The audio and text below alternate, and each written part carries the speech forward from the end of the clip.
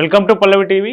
ఒక చిన్న తప్పు నిర్ణయం ఎంత ప్రాణాల మీదకి తెస్తుంది అనే దానికి ఇప్పుడు మనం చెప్పుకోబోయే ఒక టాపికే ఉదాహరణ. అసలు ఏంటి అనేది ఒకసారి చూస్తే, సో ఈ ఫోటోలో కనిపిస్తుంది ఈ అమ్మాయి, ఈ అందమైన అమ్మాయి పేరు నందిని బోసమియా. ఈమెది గుజరాత్లోని జునాగఢ్. సో ప్రస్తుతం రాజ్కోట్లో ఉంటా ఉంది. రాజ్కోట్లో ఈమె మామూలు అమ్మాయి కాదు, కనిపించడానికి మనం చూస్తున్నట్టు నార్మల్ అమ్మాయి కాదు. ఈమె ఆమ్ ఆద్మీ పార్టీ నుంచి పోటీ చేసి, మున్సిపల్ ఎన్నికల్లో పోటీ చేసి ఓడిపోయిన వ్యక్తి. సో కొంత సామాజిక స్పృహ, రాజకీయాలు, నాయకులు, ప్రజలు, ప్రజా సమస్యల మీద అవగాహన ఉన్న వ్యక్తి. సో ఇంతటి అవగాహన ఉన్న వ్యక్తి తీసుకున్నటువంటి ఒక తప్పుడు నిర్ణయం. సో అవగాహన ఉన్నది కావచ్చు, ఆమ్ ఆద్మీ పార్టీ ఆప్ నుంచి మున్సిపల్ ఎన్నికల్లో కూడా పోటీ చేశారు.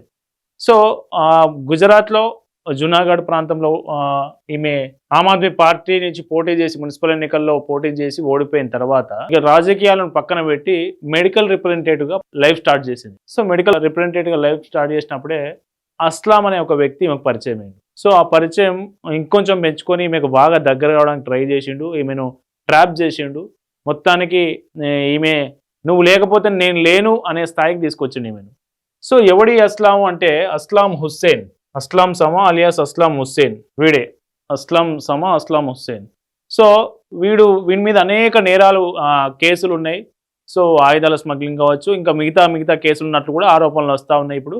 సో వీడికి ఆల్రెడీ పెళ్ళయింది, ఒక కొడుకున్నాడు. పెళ్ళైన విషయం, కొడుకున్న విషయాన్ని కొంతకాలం దాచి ఆ తర్వాత చెప్పిండు. ఎప్పుడైతే నువ్వు లేకుంటే నేను లేను అస్లాం అనే స్థాయికి ఈ అమ్మాయి వెళ్ళిపోయిందో, సో అప్పుడు చెప్పిండు నాకు ఆల్రెడీ పెళ్ళయింది అని. సో జరగాల్సిందంతా జరిగిపోయిన తర్వాత పెళ్ళయిందనే విషయం చెప్పిండు. సరే పెళ్ళైతే అయింది, మనం కలిసి వేరే ఉందాం, వాళ్ళు వేరే ఉంటారులే అని చెప్పి అమ్మాయి కాంప్రమైజ్ అయ్యి రాజ్కోట్లో వీళ్ళిద్దరు లివింగ్ రిలేషన్షిప్లో ఉన్నారు. సో నిజానికి వీళ్ళ పేరెంట్స్ ఒప్పుకోలే. వీళ్ళ పేరెంట్స్ ఆనంద్ భాయ్ బోసమియా, వీళ్ళ తండ్రి ఆయన ఒప్పుకోలేదు. వీళ్ళ తండ్రి ఒప్పుకోలేదు. లేదు నా అస్లాం అందరిలా కాదు, నన్ను ఆగం చేయడు, నన్ను వదిలి ఉండలేడు, మేమిద్దరం కలిసే ఉంటామనేది ఆమె ఇంట్లో కన్విన్స్ చేసింది. కన్విన్స్ చేయకపోతే వాళ్ళు ఒప్పుకోకుండా కానీ బయటకు వచ్చి వీళ్ళిద్దరు లివింగ్ రిలేషన్షిప్లో ఉన్నారు. మొదట్లో కొంతకాలం బాగానే ఉన్నా, ఆ కొంతకాలం తర్వాత వాడికి అస్లాం అనే వ్యక్తికి అమ్మాయి మీద మోజు పోయింది. సో వాడు మళ్ళీ పాత భార్య దగ్గరికి వెళ్ళడం స్టార్ట్ చేసిండు. పాత భార్య ఉంది కదా, పాత భార్య వాళ్ళ తల్లిదండ్రులతో పాటు ఉంటుంది, ఆమెకు ఒక కుమారుడు కూడా. పాత భార్య దగ్గరికి వెళ్ళడం స్టార్ట్ చేసిండు, ఈమెను నిర్లక్ష్యం చేసిండు. సో అప్పటి నుంచి గొడవలు స్టార్ట్ అయినాయి. ఆ గొడవల్లో ఈమె దగ్గర ఉన్న జ్యువెలరీ, ఈమె డబ్బులు, ఈమె పనిచేసినప్పుడు ఈమె దగ్గర ఉన్న డబ్బులు, ఈమె తీసుకుపోయినటువంటి జ్యువెలరీ, బంగారు నగలు ఏవైతే ఉన్నాయో వాటన్నిటిని తీసుకుపోయిండు, అమ్ముకున్నాడు. సో అక్కడ నుంచి అత్త, భర్త వాళ్ళ మొదటి భార్య ఉంది కదా, సో వీళ్ళందరూ నిరంతరం నరకం చూపించారు. ఈమెకు నరకం చూపించి ఈ మధ్యకాలంలోనే ఆ గొడవలు బాగా వేరిపోయినాయి. ఇక చివరిగా నిన్న 23వ తారీఖు నాడు చనిపోయింది ఆమె.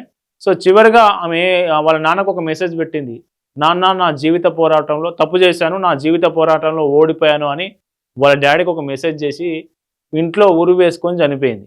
సో ఉరి వేసుకొని చనిపోయింది అనేది బయట కనిపిస్తున్నటువంటి ఆ సీన్ మనకు, కానీ నిజానికి వాళ్ళే చంపి ఈమె ఆత్మహత్యగా చిత్రీకరిస్తున్నారని బాధిత వాళ్ళ తండ్రి ఆనంద్ భాయ్ బొసమియా, అట్లాగే ఆమె సోదరి రూపల్ బొసమియా ఆరోపిస్తూ ఉన్నారు. వాళ్ళు టార్చర్ పెడుతున్న విధానం మొత్తం వాళ్ళ సిస్టరు మీడియాకు అట్లాగే బయట ప్రపంచానికి తెలియజేసే ప్రయత్నం చేసింది.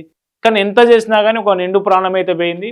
ఇప్పుడు ప్రస్తుతం అస్లాం పరారిలో ఉన్నాడు, వాడు ఎక్కడున్నో తెలియదు, వాని కోసం పోలీసులు వెతుకుతూ ఉన్నారు. సో ఇది ఇష్యూ. దీనికి ఇష్యూకి సంబంధించి వాళ్ళ ఎవరైతే నందిని వాళ్ళ సిస్టర్ ఉందో ఆమె ఏం చెప్తుందో ఒకసారి విందాం. રૂપલ આનંદભાઈ બોસમિયા. બેન શું બનાવ બન્યો છે અને આ બનાવ વિશે તમારો આક્ષેપ શું છે ને કોની સામે આક્ષેપ છે? આક્ષેપ અમારો અસલમ સમા સામે હે, અસલમ હુસેન સમા.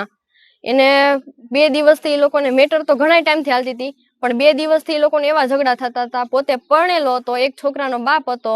એ કે હું અહીંયા જઈશ મારી ઘરવાળી પાસે. એની મમ્મી અને એની બેન ઘટી ફોન કરીને એમ કહેતી હતી કે તું અહીંયા આવ. એની ઘરવાળી અહીંયા હતી ને કે તું એની પાસે અહીંયા આવ.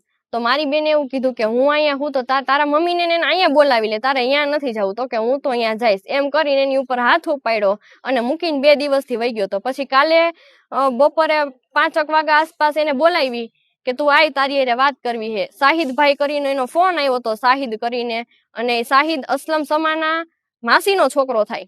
એને એમ કીધું કે તમે અહીંયા આવો વાત કરવી. પછી ઈ અસલમ પાસે એના માસીના ઘરે વાત કરવા ગઈ, શાહિદનો ફોન આવ્યો હતો એટલે. પછી ત્યાં હું વાત થઈ હું નહીં અમને કાંઈ ખબર જ નથી. એને આવીને ગળા ટૂંકો ખાધેલો હે કે એને મારી નાખેલી હે અમને કાંઈ ખબર નથી.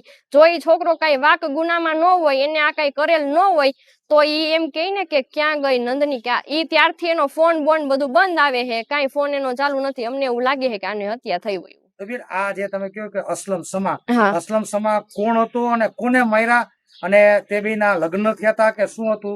ઈ લગ્ન નહોતા થયા, પોતે પરણિત હતો, એટલે લિવિંગ રિલેશન મૈત્રી કરાર કરેલા હતા. અને જૂના નંદની આનંદભાઈ બોસમિયા હારે એને મૈત્રી કરાર કરેલા હતા. અને ઈ જુનાગઢ નો હતો, બુટલેગર હતો, માથા ભારે હતો, ગાંજાનો વેપારી હે, ઓનલાઈન ઓલો ગેમિંગ ના પૈસા ખાતામાં આવે ઈ કરે હે, અને હથિયારોના હમણાં જેની ઉપર કેસ થયા હે. એને હું કર્યું છે અમારી બેન એને કઈ ખબર જ નથી. એટલે અગાઉ પણ એની ઉપર કઈક અગાઉ એની ઉપર એની અસલમની ઘરવાળી અને અસલમની ઘરવાળીની મમ્મી એ બે થઈ અને એને મારી હતી. એના વાળ કાપી નાખ્યા હતા, માથામાં છરી મારી દીધી હતી, અને ઢીકેન પાટે ઢોરમાર માર્યો હતો એને.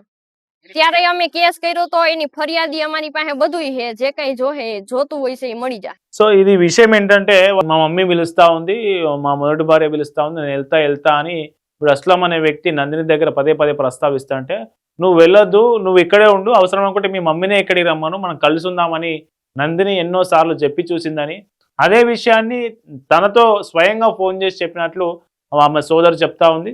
సో మొత్తానికి ఏది ఏమైనా నమ్మినందుకు గొంతు కోసిండు అస్లం అనే వ్యక్తి. హిందూ అమ్మాయిలకు సంబంధించి ఇది మళ్ళొక వేకప్ కాల్ లాగా చూడాల్సిన అవసరం ఉంది.